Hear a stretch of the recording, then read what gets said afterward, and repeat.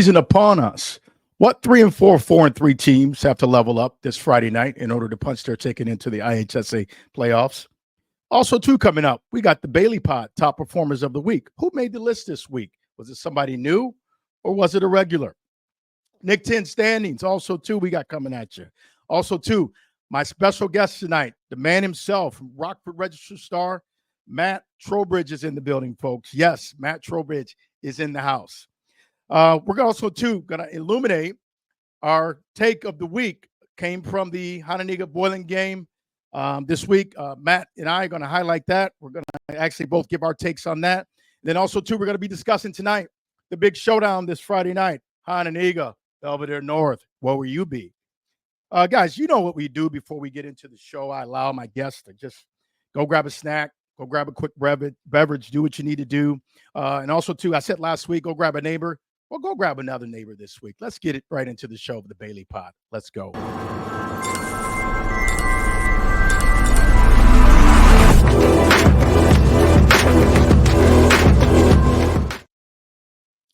And welcome to another great edition of the Bailey Pod.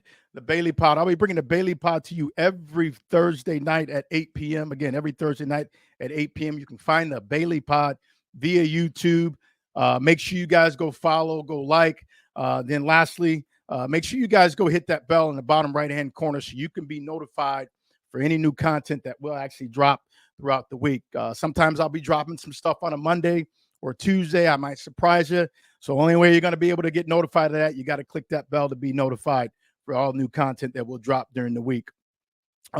Also, too, I just want to express my gratitude to those that have actually gone and followed the Bailey Pod over the last year, over the last 3 months. Definitely means a lot to me. As long as you guys keep coming, I'm going to keep serving. So just make sure you guys keep coming so I can keep serving as well. I'm going to go ahead and move on to my Bailey Pod top performers of the week. Again, usually we have some of the same players that we've actually been illuminating week in and week out. We've had some newcomers to make the list. I'm going to go ahead and get started. Harlem, Jamani Muhammad had 293 on the ground, 23 carries, 2 TDs, and their big victory over East. Congratulations. Dominic Kelly of Hononegah, 10 of 12 passing, 107. Congratulations to that young man and their big victory over Boylan last weekend. Hononegah, Braden Lane, this kid came up big last week. He did it on offense and defense. He had a huge sack in the fourth quarter that got Boylan in really a lot of trouble. And also, too, he actually was the actual nail in the coffin and with a 44-yard TD run that he had in the fourth quarter to seal the deal for the victory for the Indians. East, Zaire Lee, 250 on the ground, 22 carries and 2 TDs. The Guilford Vikings, Messiah Tilson, 110 on the ground, 7 carries. And also, too, he had a big run of 80 yards. Congratulations to him. His teammate, Isaiah Primus, 146 on the ground, 19 carries, and a TD in their big victory over Freeport. Again, I'll keep illuminating these athletes week in and week out. I've loved my list so far these last 5 weeks. These guys that I've named over the last 5 weeks are very deserving of this honor. I want to see some new guys on the list. We're in our last 2 weeks of the season, so I want to see some new faces, some new names on my list in the weeks to come. Guys, I'm going to go ahead and just move right into the show because we got so much to cover tonight. Guys, up here on the screen, my reasoning for wanting to bring Matt Trowbridge on tonight, guys, he has covered high school football here in the area for over 30 plus years. Without further ado, guys, I'm just going to go ahead and bring my guest right in, Matt Trowbridge from the RR Star. How you doing, Matt? Doing good. And I've been here long enough to remember covering you starring for Boylan. Don't age me, Matt. Please don't age me. Hey, thanks for joining the Bailey Pod tonight. It definitely means a lot to me. Probably means a lot to my viewers as well. Matt, I just want to illuminate some things tonight. We're going to start off with a game that I was attending and you attended as well. The game over there in Hononegah last weekend, Boylan Hononegah. I just want to start with you and just sort of get your analysis on how you thought that game went. And I'm going to give my analysis too. We just sort of just go back and we give our take, and then we'll just move on to other teams here through the night. So let's go ahead and start with that game. How do you think Hononegah was able to come out and actually sustain such great play on Friday night?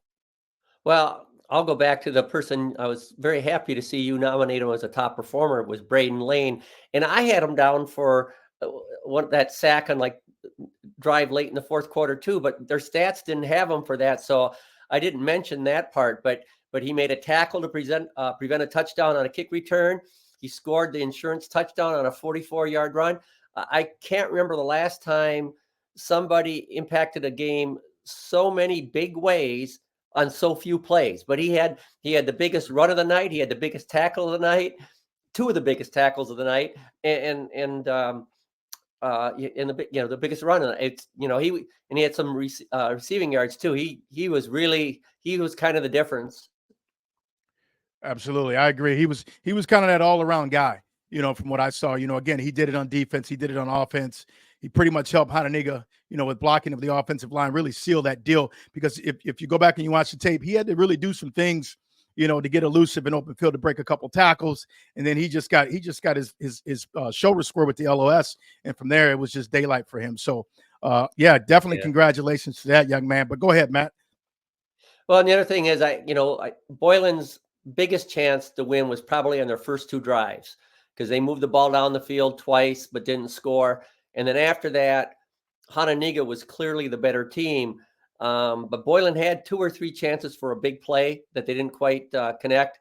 But that was far and away the best I've seen Boylan's defense look this year. They really kind of controlled Hononegah's running game. I mean, they ran the ball, but except for that 44-yard run, it was like 3.5 yards a carry, until that run late. So it was. I didn't think people could stand up to Hononegah's lines the way they did. And the other thing that you mentioned is Kelly really did come through with his passing because they needed him to pass like that for the first time this year. Yeah. And I like what he does. I mean, I like what the young man does. I thought they had a great game plan. Coach Warner always puts together a really great game plan for those guys. I know he's without his main receiver, but I would like to see, the young man, Kelly, stay in the pocket just a little bit more. I think he got kind of happy feet a little bit. I know he's a dual threat quarterback, but I'd like to see him just really set up and just really become that quarterback back there in that pocket instead of trying to use his legs all the time. But again, he had to kind of, in a way, because the pressure that he was under, with Boylan's defense in his face all night, he really had to use his legs. So, kudos to what he was able to do. Again, you made a great point, and I had kind of forgotten about that, about him being in the pocket. He must have had 3 or 4 plays where he had a guy wide open for a first down. It was kind of a dump off, but he didn't throw it, and he held on it a couple times. That play didn't work at all. Other times he ran around, scrambled, and made a much harder play. He had I think his 3 best plays of the night were all when he was scrambling out of the pocket and he made a good throw, but he did miss some of the easier throws, and I don't know why he didn't throw them, because one time he stared right at the receiver and he waved the guy to go deeper when he was already past the first down marker. Just throw it. And if you go back, throughout the weeks and you look at his stats, what he's done on the ground, it's pretty phenomenal for a quarterback. I just sometimes think that, he's wanting to use his legs instead of, just what you alluded to. He had a couple receivers open downfield. Why not take the easy stuff? Because again, you running now you got to try to avoid guys. Now you got to be elusive. When you're back there in the pocket and you got the receiver coming out of his breaks and you're going to be able to hit him on the dime. Those are the plays that I like to see him really make going forward here in these next 2 weeks, because they definitely have a big one next week. I'm going to pivot here a little bit. Let's talk about Boylan's defense. I know you alluded to something earlier. You were really impressed how well Boylan's defense played Hononegah. What did you see that you really liked that stood out to you that made you say, okay, wow, Boylan's a lot better team than what I thought they were? Their physicality. I mean, I know they kind of bunched it toward the line a little bit, but Hononegah's got the biggest lines in the conference, and they stood up to them. I mean, they were hitting guys at the line. Kurt Smith, I don't think he ran over a guy all night, and he's been running over people all year. So it was kind of their physicality. I mean, they didn't against Belvidere North. Maybe it's because they're doing the pitching and the option, and you don't quite know who has the ball. And North got outside on them and ran pretty wild on them. But Right. and Boylan's going to be a 4A team, and they're standing up here against a very good 7A team that hasn't lost a game on the field all year. They just had the one forfeit they had to do for an ineligible player at the time. Right. But if they can stand up to a 7A team like that, 4A, they could be as good as anybody in the whole state. Right. If Right. they play that played physical. right. Yeah. And that was one thing I think that was missing with Boylan, in the first 3 to 4 weeks. I just didn't really see the physicality throughout those weeks as I saw on Friday night when they went up against Hononegah. I don't know, there's a saying, athletes will rise to the level of the competition. I don't know if you've heard that before. I think that may have been it. Oh yeah. But you look back retrospectively, Boylan really hasn't really manhandled a lot of teams. They struggle with Freeport, they struggle with Jefferson. They just really been somewhat inconsistent on defense. And again, I think that physicality has been missing, over these last 3 to 4 weeks, but it was really good to see them, really play well on defense. I saw gold hats to the football pretty much on every down. They were putting great pressure on the quarterback of Hononegah. They came up really big in the secondary, made some really good plays. I said, weeks prior, I said, what Boylan really needs to do, the area that they really need to get better in is that secondary. And what I meant by that is that I'm not saying those guys are slouches. I'm just saying that when that ball's in the air, you have to go up and you have to contest the actual ball. And I didn't see that against Belvidere North. I didn't see that in a couple other games that I've seen them play. So, it was really good to see them really play better in the secondary because, as well as I know, you're going to the playoffs, you're going to probably see teams outside of the conference that have a better passing game, may have a better quarterback, Oh, may have sure. a better line play, or may have better athletes. So, but it was good to see them really play physical against a really good stout team like Hononegah Friday night. And I thought they were even physical on offense. I mean, their one touchdown, the guy kind of caught it and ducked down a little bit, but they hit a tackler all over him, and he shook the guy off and ran the other 20 yards for a touchdown. And they had another catch like that earlier in the game where guy caught it, was hit pretty good, and went on to gain another 15 or 20 yards. Yeah, and again, Matt, it was awesome to really see those guys really get it going again. If you look back and you looked at the tape of the game, it was 7-0 at halftime. Is that correct? 7-0 at halftime? Yes. No. Yeah, it was 7-0. 10-0, I think. No, it was 10. Yeah, okay. 10-0, I think. 10-0 at halftime. Boylan comes back out. They make their adjustments. Hononegah made their adjustments too. So you really saw two good coaches on both sides of the ball make their adjustments. Again, I think it came down to, the physicality of Hononegah's offensive line, of allowing their backs, those holes to get through to find daylight. And again, how Lane came up big in the fourth quarter. I've never really seen a player that played on both sides of the ball come up really that big for his team in clutch time. Yeah, I agree. And I liked it. It was a great game. Let's talk a little bit about Hononegah's offense. Again, I just want to go back to their running game because, that's something that I don't think they were really that effective on Friday night, compared to the games that I've seen previously. What did you think of their running game? I know Smith, he had a good game. He had some quiet yards on the ground. The quarterback, he did what he needed to do, to pick up first downs with his legs. And Kelly, what do you think was missing Friday night from their running game? Again, I'm just basing this question off of what I've seen in the weeks prior. Well, first of all, I'm going to just hats off to Coach Zimmerman because he had 5-6 years ago, 7 years ago, he switched them from a team that played like this to a spread offense that threw the ball close to half the time. And now this year, he's kind of back to what they used to be. And why? Because the quarterback is suited that way. He's got a really good running quarterback who's not quite as good of a passer as certainly as Cole Warren was. So he kind of switched his whole offense, just like John Harbaugh did when they drafted Lamar Jackson. That's not right. John Harbaugh's offense, but when you got a quarterback like that, that's the way you play. So good for them. Right. And I think the big difference in this game was just the way Boylan stood up to Hononegah's line. Because the Harlem game, I mean, yes, Kurt Smith had a 2 or 3 yard head start every time, but he was just trucking people. He was stiff arming them and just throwing them aside. But he had room to get ahead of steam. Against Boylan, he could barely get past the line of scrimmage without getting contacted for the first time. So he never really got going fast enough to get up ahead of steam. Right. And I was impressed with Dominic Kelly.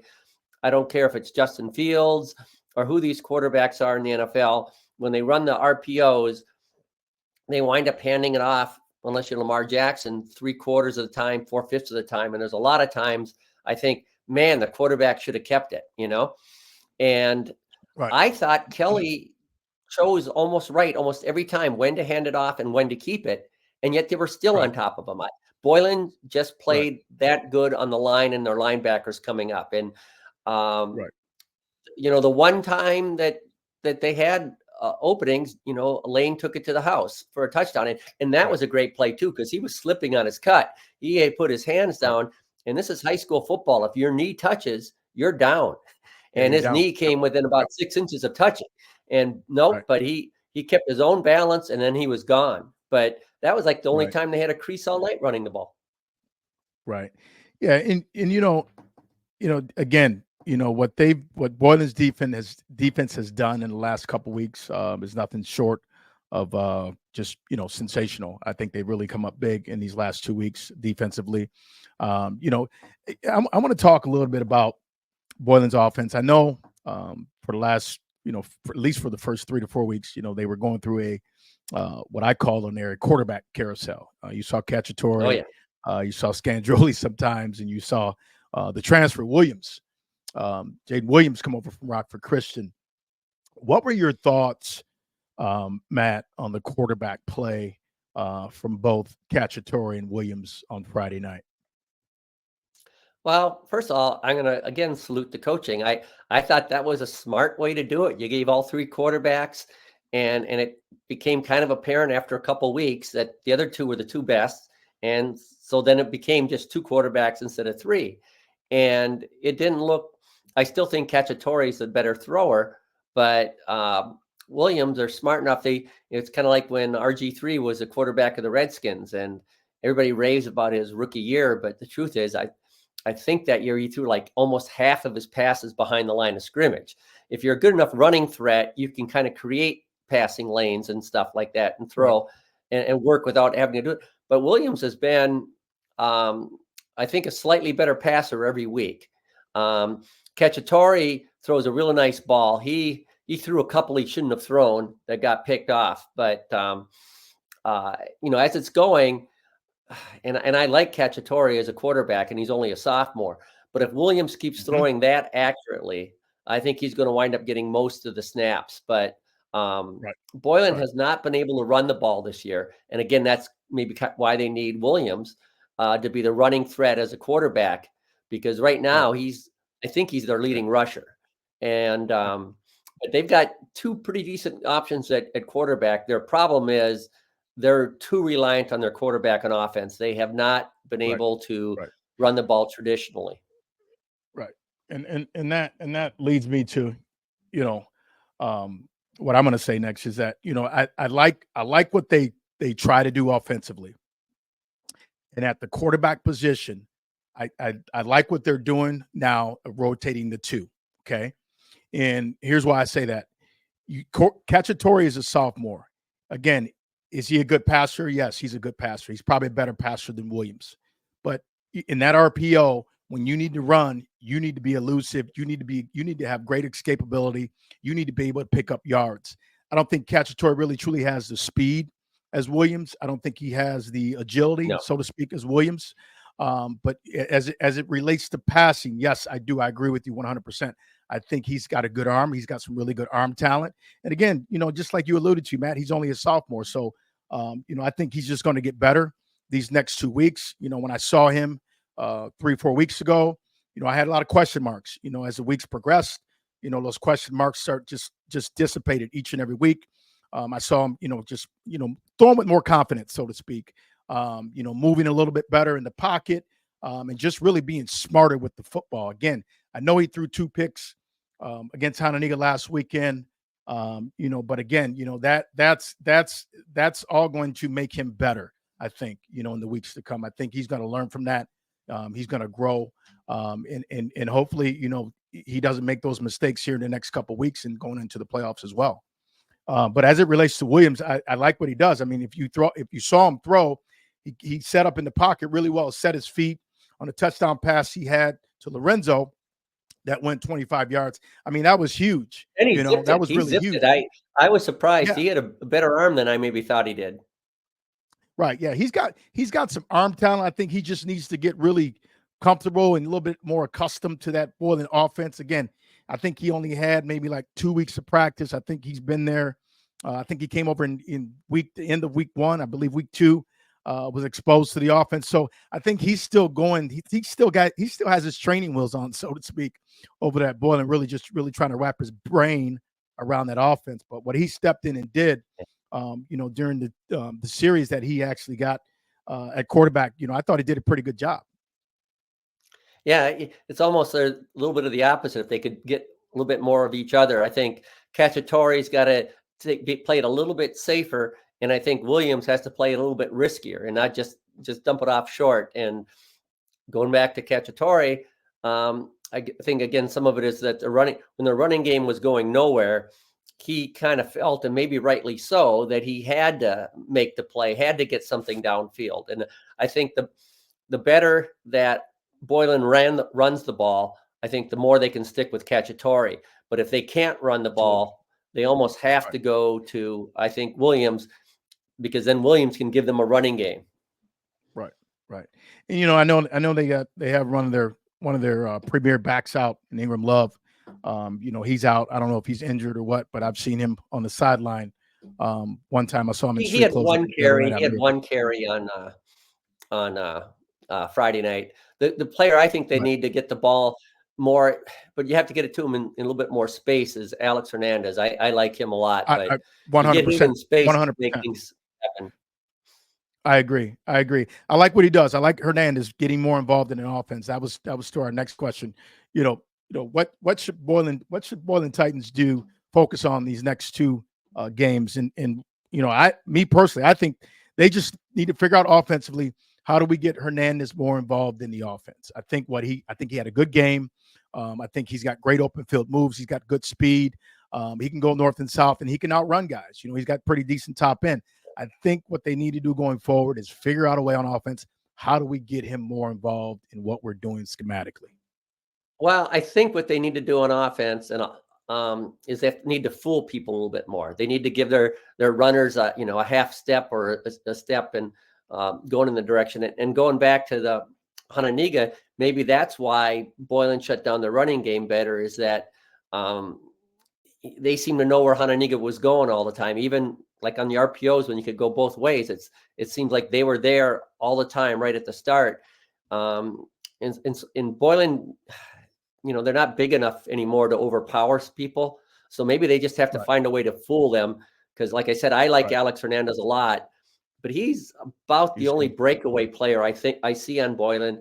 But you have to find a way to give him a step so we can do that. Lorenzo's a breakaway guy too. They just, again, early. Thank you for. In fact, Anthony he might have had as a phenomenal game as anybody from Boylan on Friday. That was his best game by far.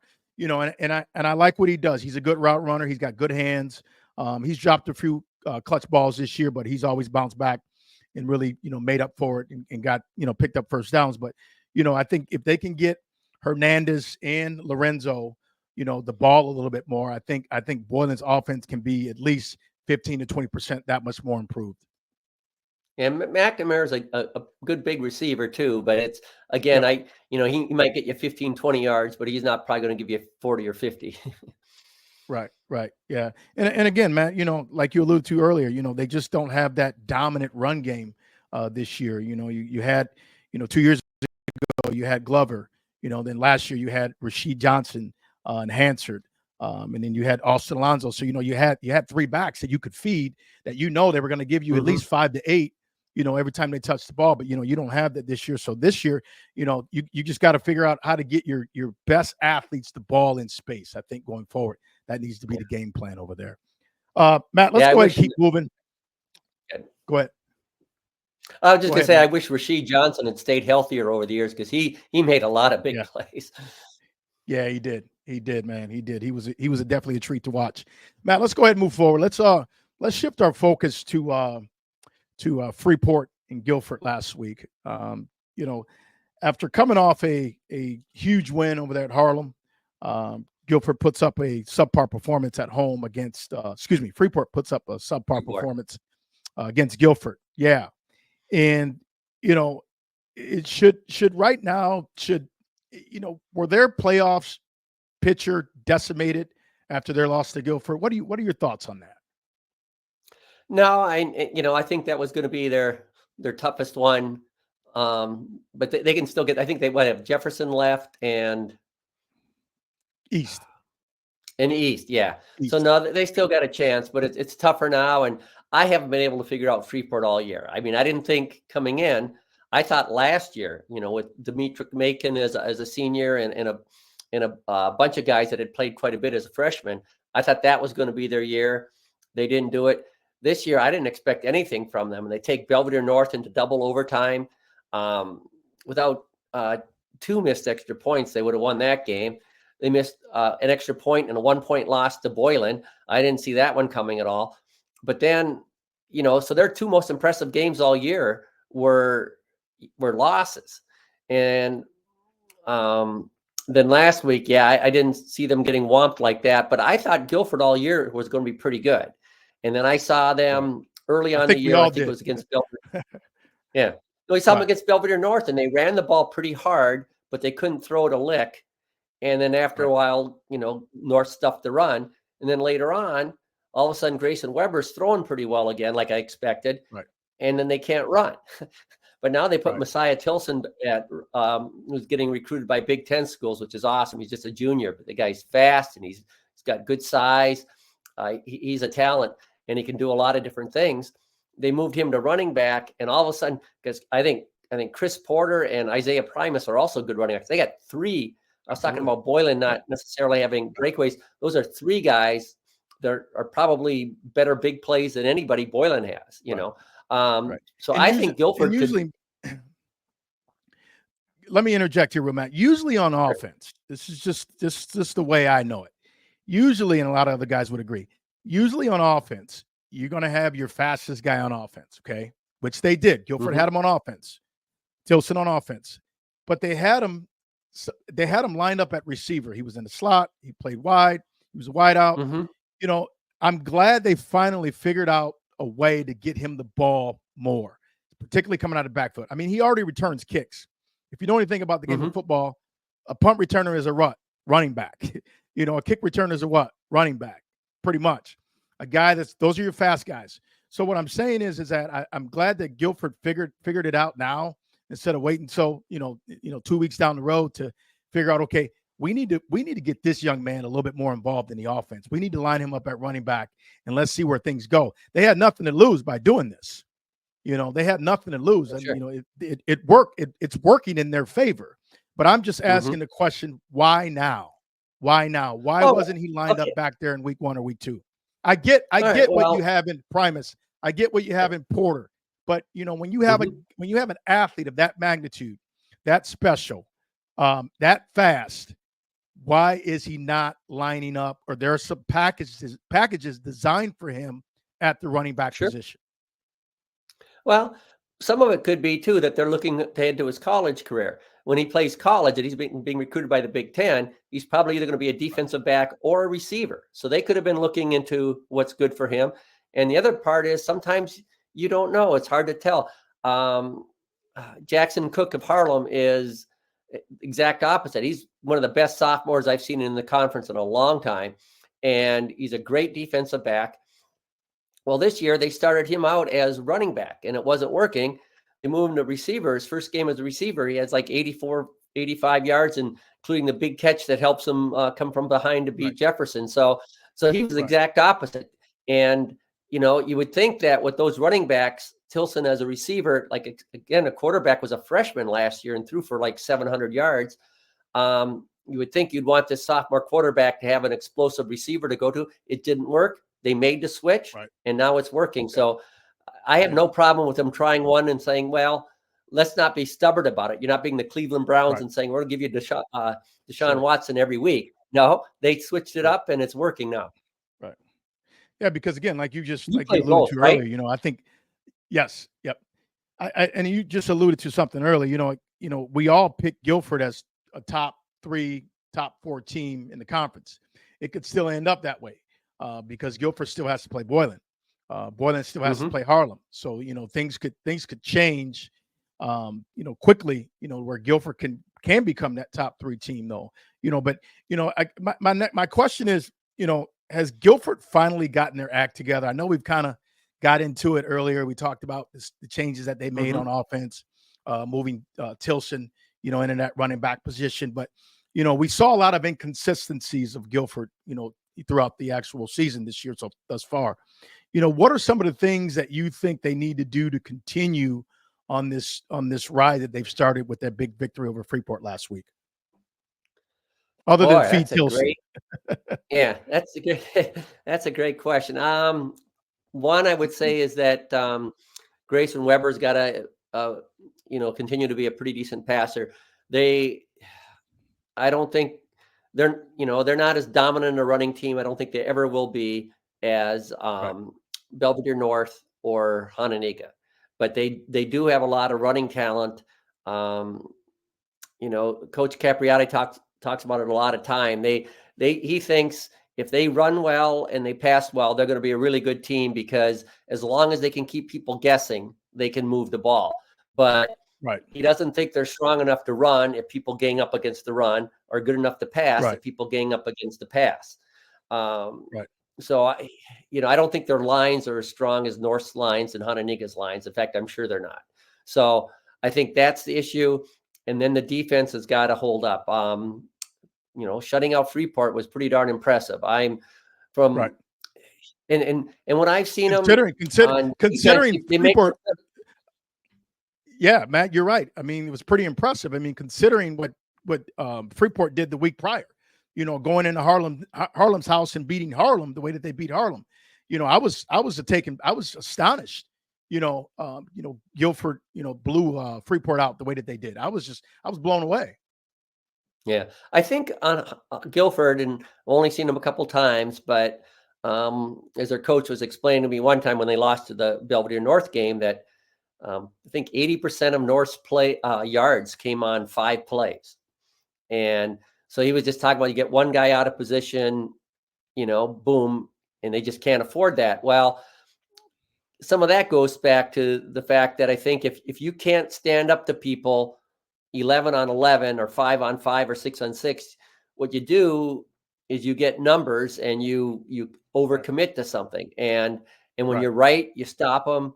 And when you're wrong, you hold your breath. So, I think for Guilford, some of it might be, just getting lucky and picking the right times or not having the other team point them out. But for Guilford, for the most part, now that they've got Tilson at running back, if their quarterback is anywhere as good as I think he is, the defense just has to hold up.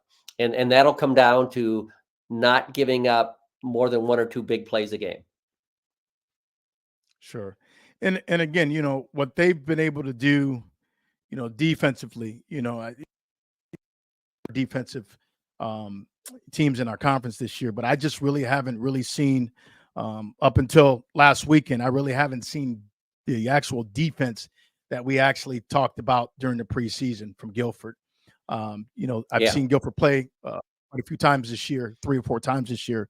And, just a lot of lack of physicality, so to speak. They have James Benson up front, who's probably one of the premier, if not the best D tackle in the conference.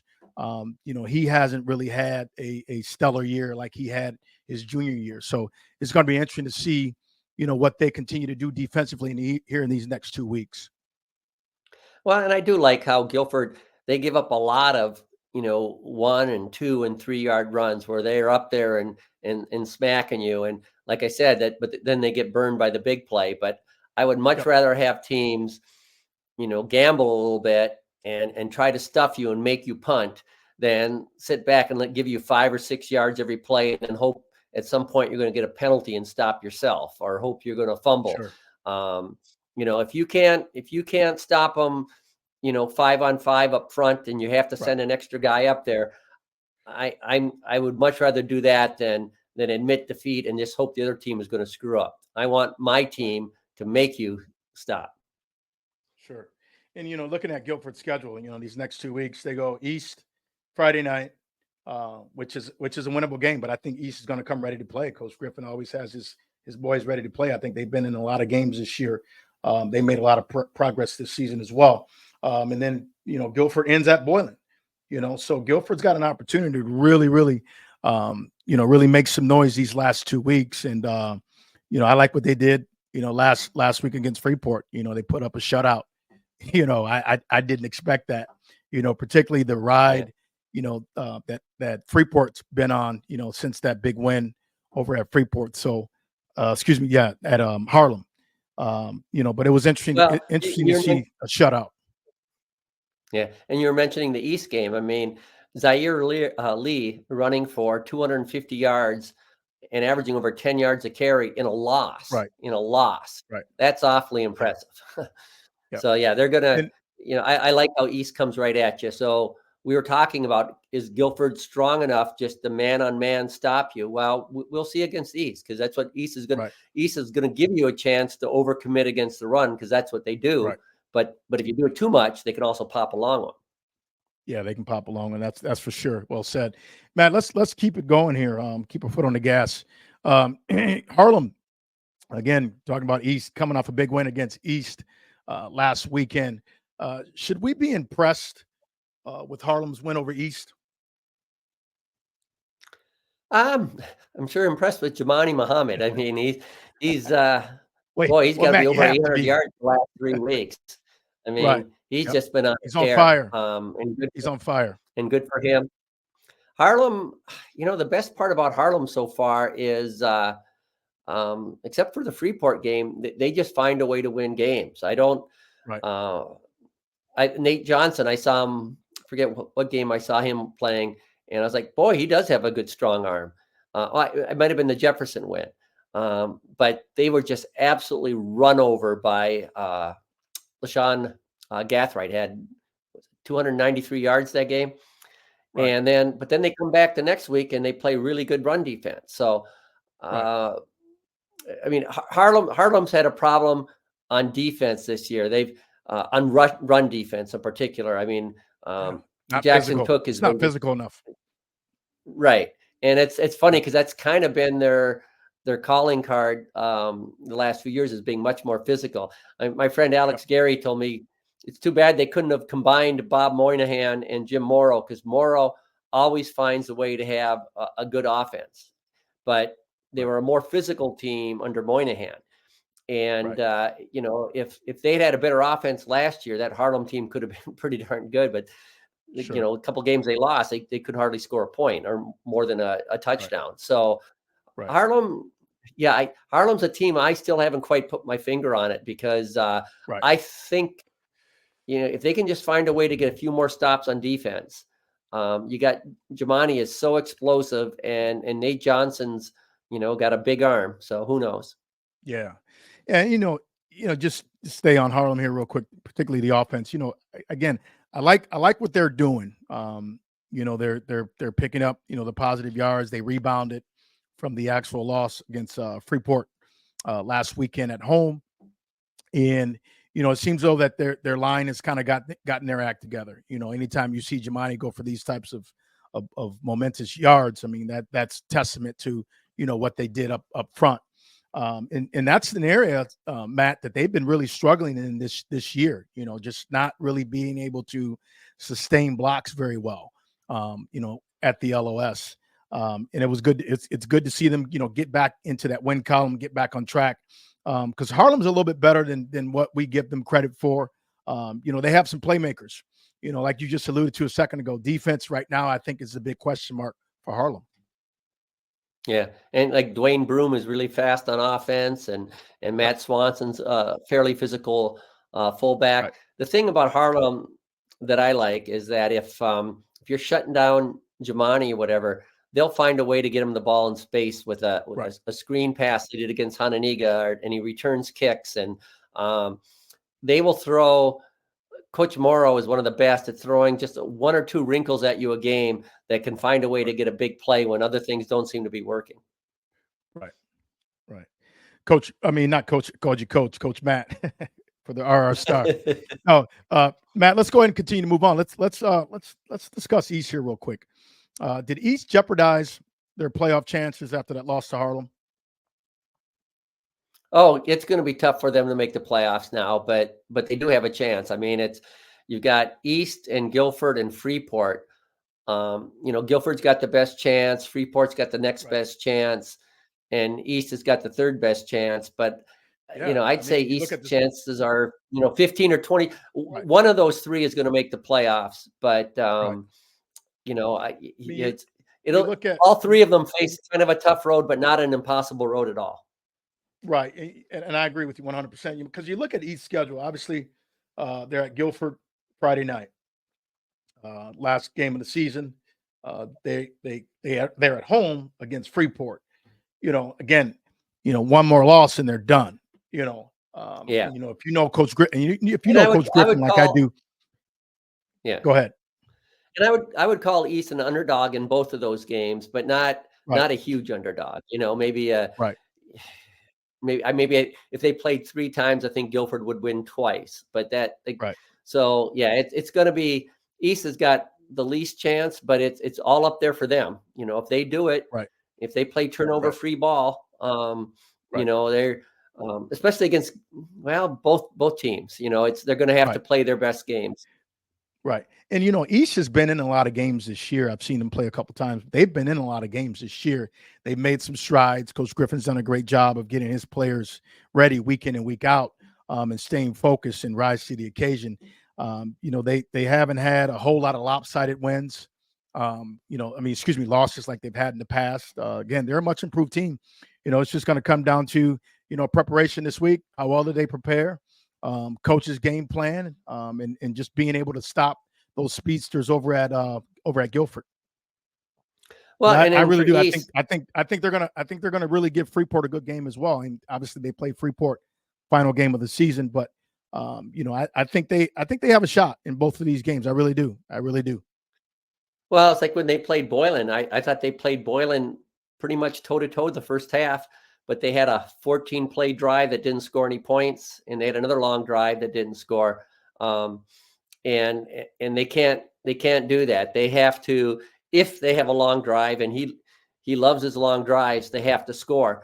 Yes, he does. What's happened too often in recent years for East is too often they only score on a breakaway run. I mean, that happens. Right. I mean, against the winning teams in the conference. And I mean, back when they had JVS Catlin, and even with these guys, the teams will find a way when you get near the goal line to bunch up even more and stop them. So East is going to have to capitalize on, I think, every scoring chance. Every time they get inside the 10 or the 20, they're going to have to score. Right. Yeah, and if you're keeping the ball for over 15 minutes, I mean you have to be doing something right offensively, other than just picking up 3 or 4 yards here, 3 or 4 yards there. You got to score. You got to score. And what is East known for? They're known for, sometimes sustaining drives. Hard football. Hard ball. That one big play. But you got to be able to put points up on your board. And put your defense in a better spot. So I think that's what East needs to do going forward. But I do think these next 2 games for East, in my estimation, are very winnable. Yeah. Well, I'll throw out maybe kind of a weird prediction. I predict that if East wins, Chris Tolliver makes a couple big plays. So they got Zaire Lee and Tyshawn Whittier. They're 2 running backs. Right. But Tolliver's a first-team all-conference defensive back. And when they use him as a running back, sometimes he can catch the ball. He might be their best receiver. Not that they throw the ball much, but he can also Right. get a big play as a running back, or maybe he'll get a pick six. But I don't think East makes the playoffs unless Chris Tolliver plays amazing the last two games. Right. And again, it remains to be seen. But again, I think they, as long as they, had a good week of practice, which I'm sure they did. I think Coach Griff understands what's at stake. I think the players do as well. So knowing him the way that I do, I'm sure they're going to come out fired up and give these next two teams a challenge for sure. Matt, let's go ahead and continue to move on. Should Jefferson be pleased with their first win over Belvidere? Pleased, yes, maybe relieved more than anything. This is a team, what's it been now? 34 years in a row losing record. Yeah. I don't know if any other team in the state's done that more years. I mean, it's Yeah. but this year I could not, and I forget who called him that, the Guilford coach maybe. But someone mentioned that he thinks they're the best winless team he's ever seen, and I think so too. I mean, they led Boylan in the Loaded. fourth quarter. They led East in the fourth quarter. They have three different games they led in the fourth quarter, and they Right. played everybody tough except the two best teams, Hononegah and Belvidere North. Everybody else, they played very tough. LaShawn Gathright is just a workhorse and a He's a beast. all-conference defense and lineman too. So, and I think there's only 3 or 4, I got to look it up, Jefferson running backs in history with 1,000 yards. He's like 50, 60 yards away from that. And he's also their best defensive player. They've got the best quarterback in the conference. They got a pretty good receiver. They don't have the depth. They've worn down. The coaches talked a lot about they want to run the ball to kind of protect their defense. And so this year, they're running the ball very well, and the defense is still being exploited. Their defense just has not been able to hold up. But they can move the ball. And we'll hope. I'd like to see them win a couple more games because good for them. They've got so many things going against them, and you lose all those tough games, and they keep fighting every week, and they got their win last week. Right. Yeah. And it's been really good, to watch them just grow and just really maturate over these last, 4, 5, 6 weeks, because they are a better team than they were last year. No one can refute that. Light years better. I get, and I get the challenges over there, and I get it. Coach Kazaza's only in his second year. But if there was an award in the Nick 10 for most improved team, they would definitely be a part of the conversation. Would you agree? Oh yeah, and I knew that they would be better when they got Bracious back, but I mean, LaShawn Gathright's been a revelation. I know he was pretty solid and whatever, but he's just been a beast out there, and I just take my hat off to all the Jayhawks out there. Really, I just think their attitude has been wonderful, and the fact that they keep fighting and they got their win, and they're going to go for more. Right. Yeah. Yeah. Definitely an improved program. I wish them luck these next 2 weeks, and it looks like they could be in these next 2 games. I really do believe that they can be in these next 2 games. I think they conclude the season, if I'm not mistaken. Here, they'll conclude the season at Auburn, so that'll be a good game. Yeah. Jefferson Auburn next week on the 25th. This weekend they play. They are over. They go out to Freeport, so it's going to be interesting to see how Freeport do they rebound from last week's big loss, or does Jefferson go in and get another W? People call it any given Sunday. I call it any given Friday in the Nick 10, any given Friday. Let's go ahead and continue to move on, Matt. We're close to getting to the end of the show. I want to get all this in. So let's pivot here. Let's talk a little bit about Belvidere. What does Belvidere need to do in order to earn their first W? Well, I'm just going to call this a good season for Belvidere, no matter what. I'll put them a lot in the same category as Jefferson. They've fixed half their team. Their defense has been good enough this year to be a 3 or 4 win team. Their offense they cannot run the ball at all. They keep trying, but I think they're averaging 1.8 or 1.7 yards a carry. I mean, just brutal. But they've been, I think they're passing the ball more than they plan to. but they've been passing it, okay. A lot of it screen Right. passes and things like that. But,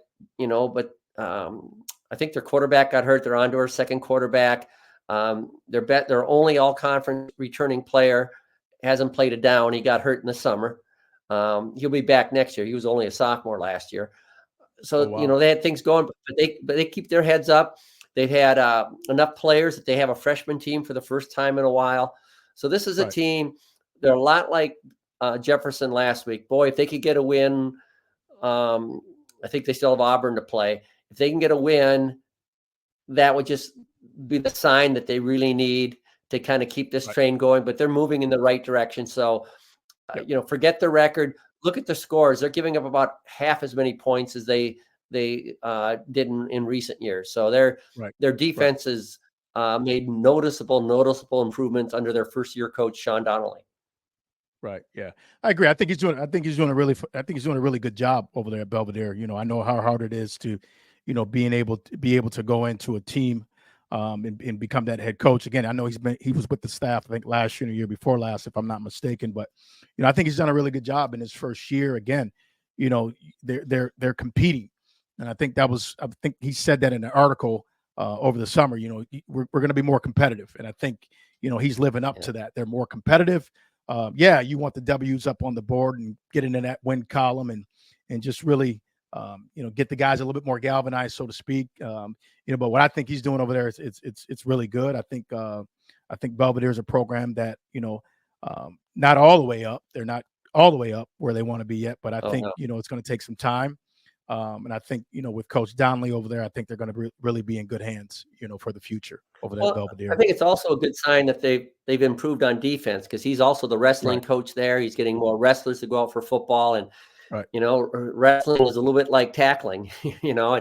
and so that carries You, over. It's like when you see and you um, an offensive coach get hired by the NFL, and then their right, team is winning, but it's winning with defense. You go, well, will this last? Not really, but so they're winning with what he kind of brings to the table, and that's right. also an encouraging sign. And Matt, it's tough because again the losing history over there, over the last 5, 6, 7, 8, almost a decade. It's hard for coaches to get players to even come out. Jefferson was the same way. It's hard to get players to come out because of the culture and the standards over there. I think now with Coach Donnelly over there, I think he's going to raise those standards. I think he's going to create a different culture. I can already tell that he's done that. But I think his job is to just really try to restore that program. And I think despite the losses right now, I think he's on his way to doing that. Yeah, I don't think people realize that high school is the hardest, I think, level to turn a team around from. You don't get draft picks. You don't have a Right, salary cap keeping everything even for everybody else. I mean, right, and when you win, people want to join your team, and they come there knowing that I've got to work hard to make my team. When you right. lose and you've lost forever, people either don't want to come out, or if they figure out they can come out and they can just half-ass Right, it and still be varsity because what do I right, have to do? I don't have to work hard to make this team. right, So right, when you're trying to, it's hard to change a culture without the W's right. on the board to show to Oh, people. absolutely. Absolutely. Yeah. And and that's again, you were just alluding to, what you just said. It's hard to get players to buy in to a losing product. You know, Hmm. no one wants to go out and play for a losing team. Everybody wants to go to the championship. Everybody wants to finish the season undefeated. But in some cases, as it pertains to Jefferson and Belvedere, that's just not the case right now. They're in what I call a serial rebuilding mode, if that makes sense. Yep. No, Yeah. it does. Matt, we're gonna move on. We're getting close to the end of the show. We're gonna discuss Auburn here Sure. real quick. What will it take for Auburn to earn their first victory? Uh, Time, like next year, I think. I Boy, they seem to be kind of in disarray. Uh, When you say and disarray in terms of what? but Disarray in no, I terms of just mean, yeah, I regretted that word as soon as I used it because I really like Coach Leroy McFadden, um, and a little bit that I know him, but I just, they don't have last year they had 3 or 4 stars that really kind of carried that team. Was it Patrick Dubose? Boy, he was fun. He was just a barrel Yeah, running the ball to yeah, he's a watch. tank. And this year, Tajir Henderson is really a top player. I like him a lot. But other than, they just don't have any weapons on that team. And Right. in offense in particular, I think they're running maybe even worse this year than Belvidere.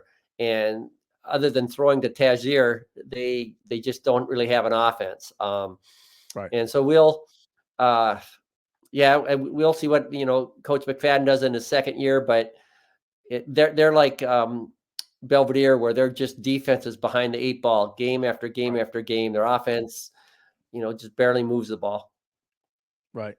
Yeah, and you just alluded to something. I think Coach McFadden. This has been a learning curve, for him. And those guys over there at Auburn. I think, Coach McFadden, he wants to win. He wants to put a winning product out there on the field. And this year, like you stated earlier, they're just having a really tough of a time, really, trying to put that product out there on the field. I think you're going to see it in the years to come. I think Auburn's again one of those schools that's in that rebuilding mode. He didn't have a full year with the kids. So, I think, No. with him being able to get a full year underneath his belt, I think in 2025, I think we're going to see a different Auburn team, and we're going to be saying something different on the Bailey Pod next year.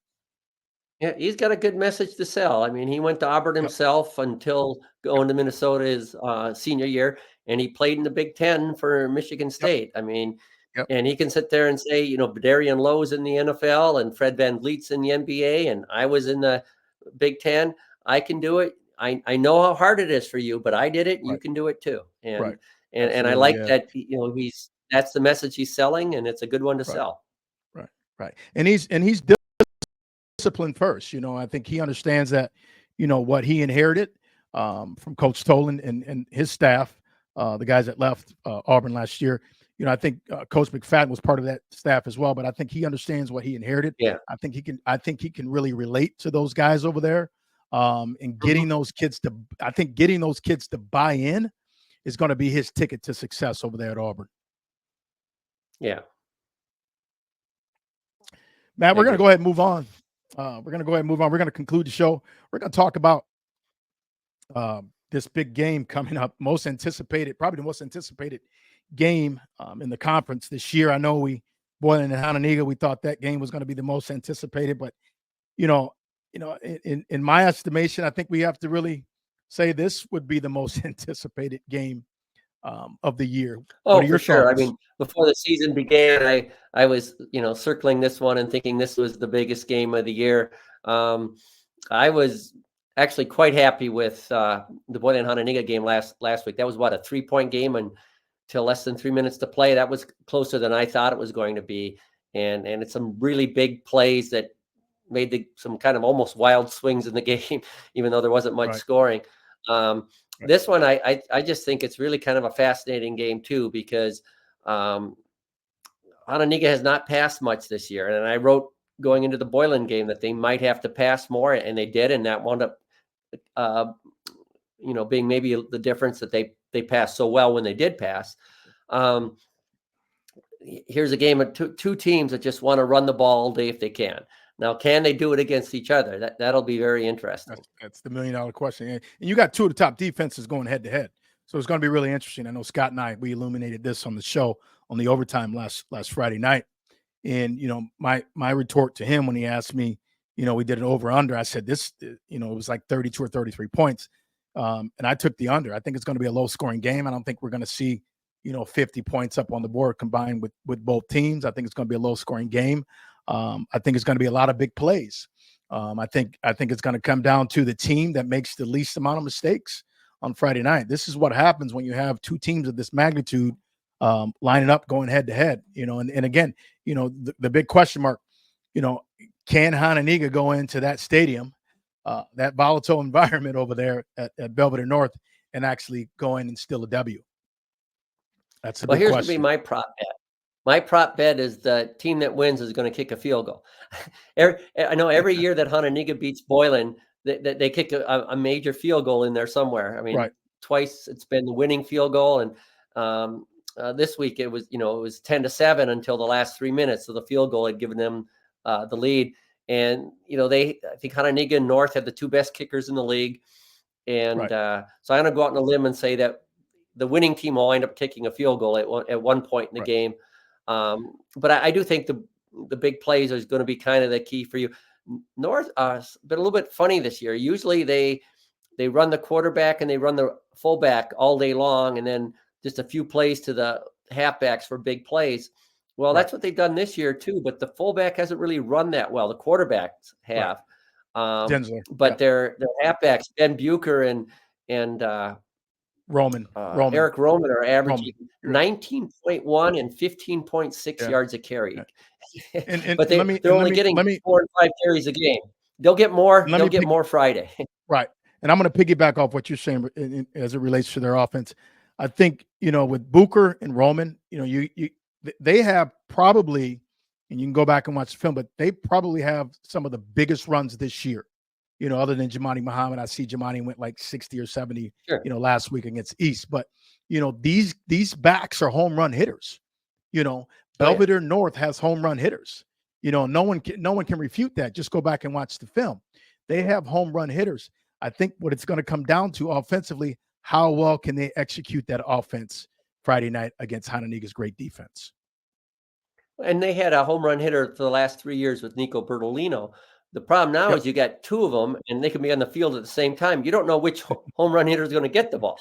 And so, that's defensive coach's nightmare. Yeah, well, and then they're also doing the option. You don't know who's got the ball half the time. I know I'm on the sidelines. I get fooled 5, 6, 7, 8 times a game who's got the ball. So that's a big part of the game too. But you know what? If Kurt Smith's got 2 or 3 step head start, he's gonna he might not run away from you, but he's gonna run over you, and he's gonna be gone too for Hononegah. Hononegah's a pass. Boy, another game player for Belvidere North who's interesting to watch is their receiver, Nathan Alexander. He's averaging 40 yards a catch, I think, this year. He's got or something close to that. He's got like 200 yards on only 5 catches, I think. Yeah, I saw that. I saw that in your article yesterday. Yeah, I saw that. Yeah, and again, you have we can't forget to illuminate the coach. You got two of the best coaches in the Nick 10. Some would say in the area as well. These coaches are going to come in and I think what we're going to see, I think a lot of the actual things that are going to actually determine the game on Friday night is coaching.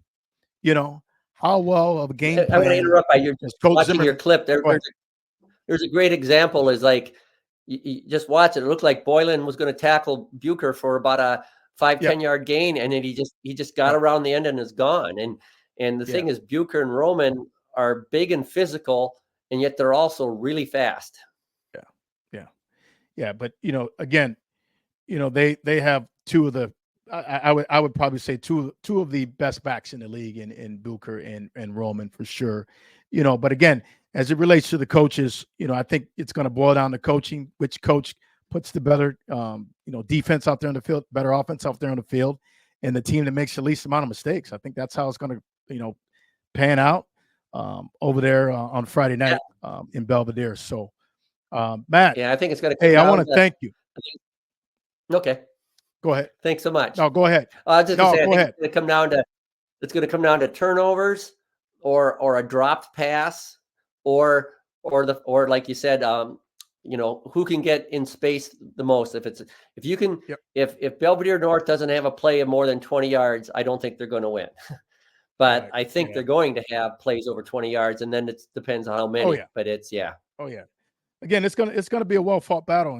I'll be there on the sideline. I'll see you on the sideline.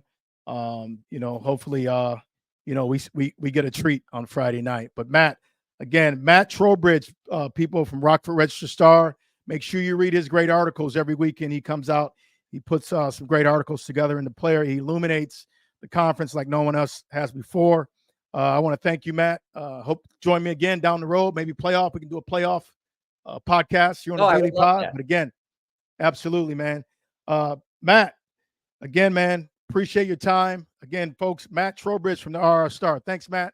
Appreciate you. Thank you. Yeah, folks, there you have it. Did a full comprehensive show tonight on the Nick 10. Ran a little over, but hey, you know what? I thought it was a great comprehensive show. Guys, make sure you guys get out. Uh, follow your teams this weekend. You're in your last 2 weeks of the season, so some of these teams that are sitting at 3-4, 4-3, they're going to need that adulation. They're going to need that crowd noise. They're going to need that applause, when they make big plays out there. So I definitely encourage you guys to get out and see your team play. I'm going to leave you guys real quick here. I'm just going to illuminate here real quick, show you guys the Nick 10 standings as where all these teams stand right now.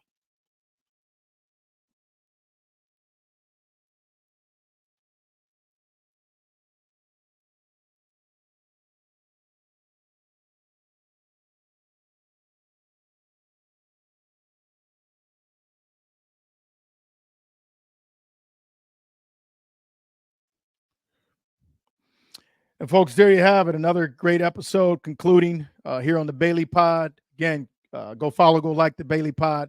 Again, everybody have a safe night and be good to yourself, but always know you can always be your best.